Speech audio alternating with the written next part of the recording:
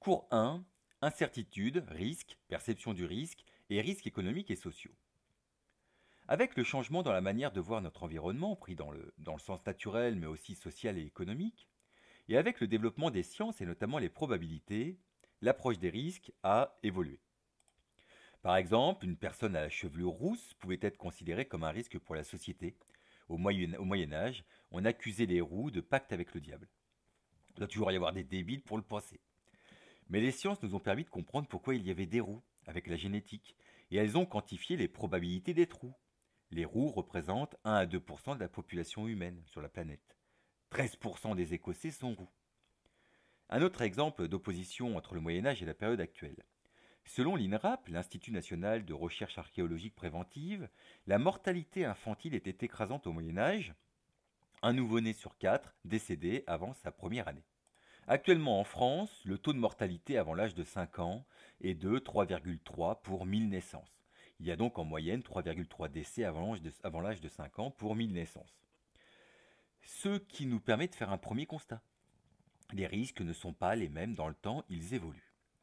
En Angola, c'est 96 pour 1000, soit 24 fois plus qu'en France. Donc deuxième constat, le risque n'est pas le même suivant les sociétés. Vous pourriez me rétorquer que j'oppose un pays riche à un pays pauvre. Et vous avez raison. Alors comparons des pays riches. En arrondissant, au Luxembourg, c'est 1,5 pour 1000.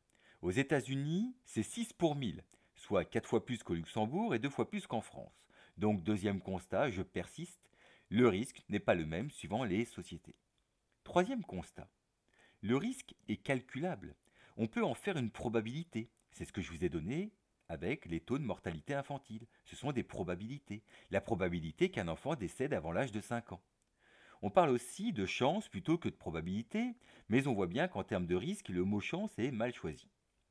Surtout, on oppose le risque qui est probabilisable à l'incertitude qui, elle, est radicale. On ne peut pas estimer la probabilité d'émergence d'un événement incertain, soit par manque d'informations, soit par manque de connaissances scientifiques. Et ce dernier point est important. Des choses incertaines ont pu devenir des choses risquées.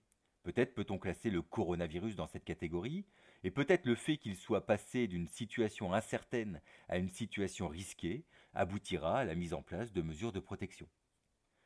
On peut ainsi identifier plusieurs types de risques. Par exemple, les risques environnementaux, les tempêtes, les séismes en sont des exemples, les pollutions aussi. Les risques sanitaires, on est en plein dedans. Les risques liés à la sécurité des personnes, les accidents pour la sécurité physique, la perte d'emploi pour la sécurité financière. Et nous allons nous focaliser sur les risques économiques et sociaux, qui peuvent être liés d'ailleurs à ceux que l'on vient de citer, les risques économiques et sociaux étant les risques qui entraînent une dégradation des situations économiques des individus qui en sont touchés, perte d'argent surtout, ce qui potentiellement peut les fragiliser socialement. Ce sont la perte d'emploi, la maladie, la vieillesse, les accidents.